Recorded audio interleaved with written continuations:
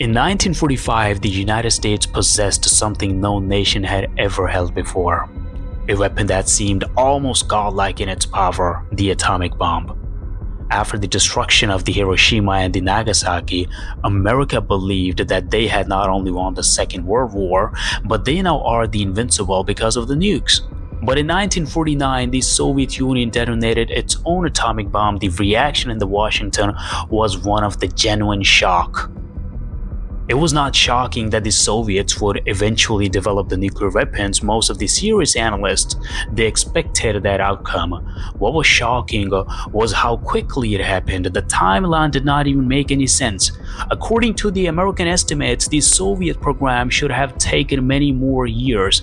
The only explanation that seemed plausible to the intelligence officials was that something had gone inside the American system very wrong. The conclusion was almost immediate and deeply unsettling that the bomb must have been stolen. At that moment, espionage was the only answer. It was no longer about the secret documents, coded messages, or the distant intelligence games. Espionage now meant the annihilation. It meant that the information could erase the cities, that the betrayal could kill millions, that a few pieces of paper passed quietly between the hands could end the civilization in the matter of minutes. This realization transformed the American politics. Julius Rosenberg was an electrical engineer by training and a veteran of the Second World War. During the 1930s, like many Americans delusioned by the Great Depression and the rise of fascism in Europe, he became a member of the Communist Party. At the time, this affiliation was controversial, but it was not illegal. The Communist Party operated openly in the United States, published newspapers, organized meetings, and participated in the public political life. The membership alone did not constitute a crime, nor did it automatically imply espionage or disloyalty. His wife Ethel Rosenberg followed a different path. She once wanted to be a singer and a performer, but somehow became politically active during the 1930s and 1940s. Like her husband, she associated with the left-wing causes and social movements. This placed her under the suspicion in the Cold War climate, but once again, suspicion was not the same as illegality. Political beliefs, however unpopular or controversial, were still protected under the American law. What ultimately brought the Rosenbergs into the center of the national security case was not the physical evidence or direct proof of wrongdoing. The case did not begin with the documents, recordings, or verified intelligence intercepts. Instead, it began with a confession. This confession, given under the pressure and motivated by self-preservation, would become the foundation upon which the entire prosecution was built. From the very beginning, the case depended less on solid, independently proven evidences and more on accusations that were repeated and accepted in a climate already filled with the fear. In 1950, the case took a decisive turn when a guy named David Greenglass was arrested. Greenglass was Ethel Rosenberg's own brother. During World War II, he had worked as a machinist at Los Alamos, the secret laboratory in New Mexico where the atomic bomb was developed. Because of this, he was in a position that immediately alarmed the investigators. When Greenglass was arrested, he was facing the very real possibility of a long prison sentence. The pressure on him was huge.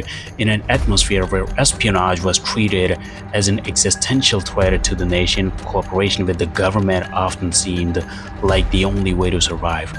Under the pressure, Greenglass confessed and agreed to testify for the prosecution. In his testimony, Greenglass claimed that his brother-in-law Julius Rosenberg had recruited him to be a spy for the Soviet Union. He also alleged that his sister Ethel Rosenberg played an active role by typing up notes containing sensitive information about the atomic bomb. According to his account, this information was then passed along to the Soviet agents, and these claims became the central foundation of the government's case. Without Greenglass's testimony, the prosecution would have struggled to directly link Ethel Rosenberg to the espionage. However, Greenglass was not speaking freely or without any kind of incentive. In exchange for his cooperation, prosecutors agreed to show leniency toward him, and more importantly, they agreed not to prosecute his wife, Ruth Greenglass. This promise mattered deeply to him. Saving his wife from prison became a very powerful motivation to give the government what it wanted. This is where US investigators thought they won, but nobody had thought of the disaster that was waiting for them. Years later, long after the trial was over and long after Ethel Rosenberg had been executed, Greenglass admitted that he had lied about his sister's role. He acknowledged that he had falsely implicated Ethel in order to protect his wife. But by the time this admission became public, it was too late. The sentence has already been carried out, and the damage done by fear, pressure, and the coerced testimony could no longer be undone. When the news of the Rosenbergs' death sentence spread, the reaction was not limited to the United States. Around the world, people responded with shock and anger.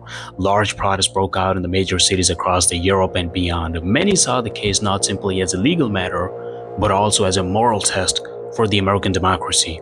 Some of the writers, academics, and the political thinkers argued that the punishment was far too severe, especially given that the weakness of the evidences against Ethel. Albert Einstein appealed for the mercy, believing that the executions would damage America's moral authority. The French philosopher Jean-Paul Sartre went even further, calling the case a modern lynching, meaning a killing driven by fear and politics rather than justice. These were not the casual remarks. They reflect a deep concern that the United States, while claiming to defend freedom, was abandoning its own legal values. Even within America, the journalists, lawyers, and the ordinary citizens had started to question the integrity of trial. Some of them wondered why Ethel had received the same sentence as Julius when her role was not even clear. Others asked whether the government was more interested in making an example than in discovering the full truth. At the time of her execution, Ethel was only 35 years old. For many, her death became the most haunting symbol of the case. The Rosenberg case teaches an important lesson about how fear works inside a democracy. Fear does not make democracy disappear overnight. Instead, it slowly changes how democracy functions. The system, courts, and laws, they still exist, but their purpose begins to shift. When fear takes over, courts stop being neutral spaces for justice and start becoming tools to send the political messages. In this kind of environment, the rights are no longer treated as something everyone equally and automatically has. They become conditional depending on who you are, what you believe, and how threatening the state thinks you might be. Punishment also changes its meanings. It is no longer only about guilt or innocence. It becomes symbolic, meant to scare others and demonstrate the power of the government. Because of this, the most important question in the Rosenberg case is not whether Julius and Ethel Rosenberg were communists. But the real question is that what happens to society when the state decides that fear is more important than fairness. The espionage cases are never only about the law. They are always shaped by the politics and by the psychological climate of the time. These cases often reflect the national fears, public pressure, and the desire of the government to appear strong. These cases also expose the moral limits of power. They force governments to decide how far they are willing to go in the name of security. When the fear is intense, the greatest danger is not always an enemy from outside the country. The danger can come from within when society begins to compromise its own values. This is why the story of the Rosenbergs refuses to disappear. It is not because the case has a clear or comfortable answer. It endures precisely because it is very complicated and unsettling. It continues to raise difficult questions about justice, fear, and who we become when we believe we are under threat. If you like this episode, please like and subscribe the channel for more videos.